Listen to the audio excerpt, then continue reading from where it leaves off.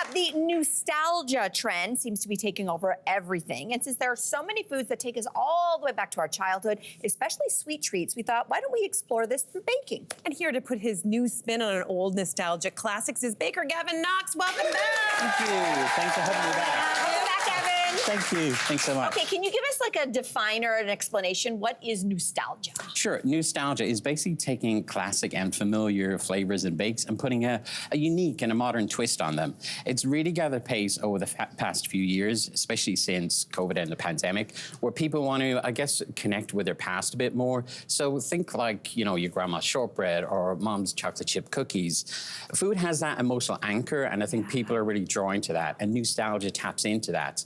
One of the other things about it is cost. So people may be a little bit reluctant to completely jump on board or fork out for something that's unfamiliar with them. So by tweaking a flavor or an ingredient within it, it's not that radical, something new. It still hits home with something familiar. Oh, I love that. We're gonna dive into our first dish, which is something that I'm very shocked I've never heard of before. Maybe you have. It's strawberry shortcake rolls. Sounds delicious. Tell us about this. So this is basically taking a spin on that comfort food, a cinnamon roll. So what you've got here is a fruit-filled roll. It's strawberry jam and fruit pieces in there, and you top it with a strawberry cream cheese glaze and some shortbread crumbs on top of it. Yep. It's an enriched dough, which basically you roll out, fill with your strawberry jam and your strawberry fruit pieces, bake it, and then let it cool fully. And when it's cooled, you make up your cream cheese strawberry glaze using some strawberry jam mixed in there. Smear it on top to your heart's content, and then sprinkle over some shortbread crumbs. And away you go. Oh my, is there another way you could shake up like the traditional cinnamon roll? Yeah, sure. I'm thinking, and what I reckon will be really good, would be s'mores. So take some chocolate spread and fill your roll with that.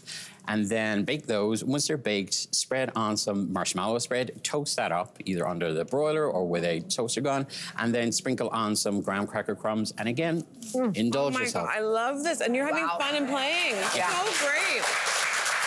This actually, it's amazing how transportive food can be, because this is taking me back to a memory with my grandmother. She made something a little bit like this, so that's incredible. Talk about your process of baking creativity. Are you like sitting around at night and like going through like 70s cookbooks? Like where are you getting your ideas Something from? like that. Insomnia, basically, is a key thing for me. I've got way too many cookbooks in my collection. Let's not get my husband started on that. But yeah, because, you know, I'm, like you said, I'm awake at night. I use those cookbooks, not so much to actually bake what's from them, but it could be introducing a new ingredient or maybe something in a photograph. And then taking that, mulling it through my head, and I have this crazy process that I call flavor maths. In my head, it kind of, why wouldn't that flavor go with that and work? It's like 2 + 2 = 4.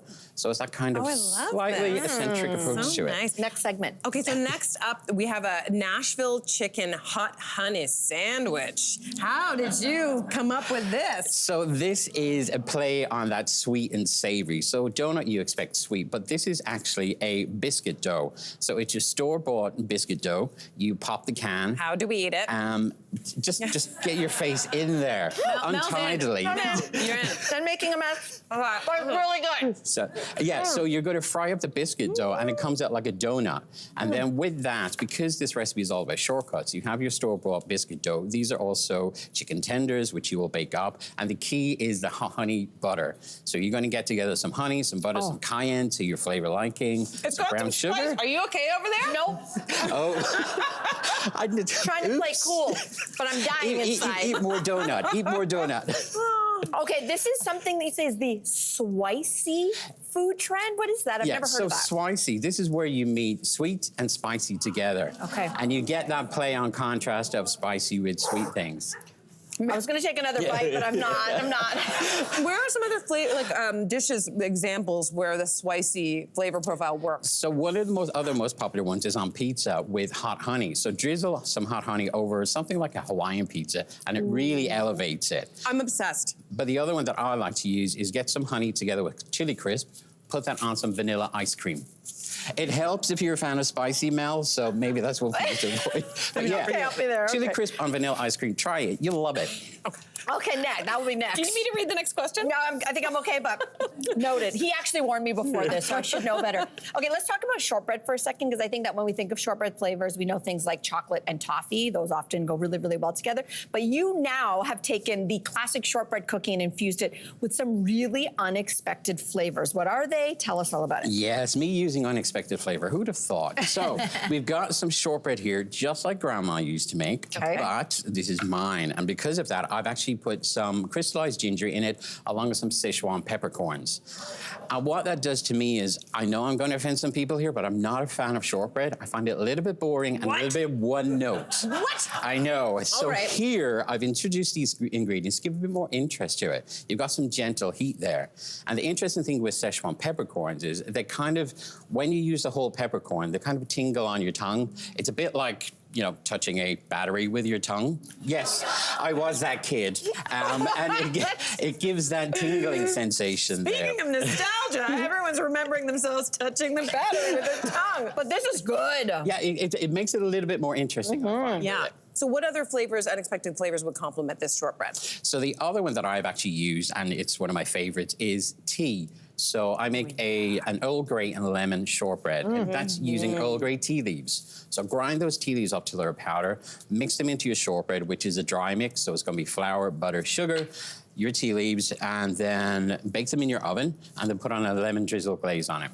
Superb. Amazing. Okay, so ginger and this Szechuan peppercorn, where else would you think of adding those two interesting flavors? So again, this is similar to the Swicy comment earlier with the ice cream. You know, mix in the crystallized ginger into your ice cream, sprinkle on some of the Szechuan peppercorns, toast them so they get really, really flavorsome. And again, you have that sweet and savory, hot and cold contrast there. A lot happening.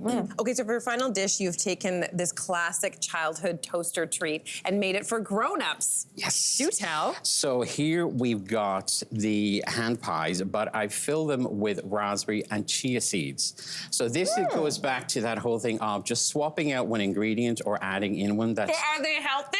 Yeah, they're healthy. Definitely. So yeah, it's taking something familiar, but using something that's very much on trend at the moment, like chia seeds. And they're really easy because it's, again, a store-bought pie dough.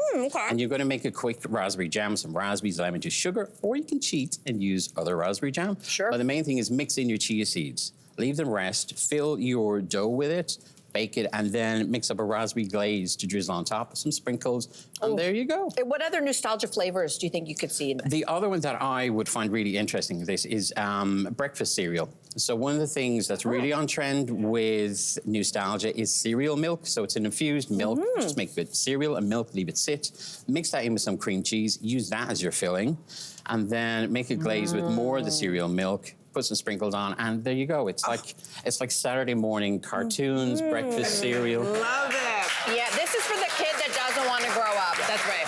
Oh, these were phenomenal. What a twist and what a journey. We love going back and forward at the same time with you, Gavin. Thank you so much. Thank you so much. So good. Hey, you, come a bit closer. We've got so many more must-see interviews, spicy debates, lifestyle tips, and pop culture moments. So subscribe to our channel by tapping the logo below and don't miss out.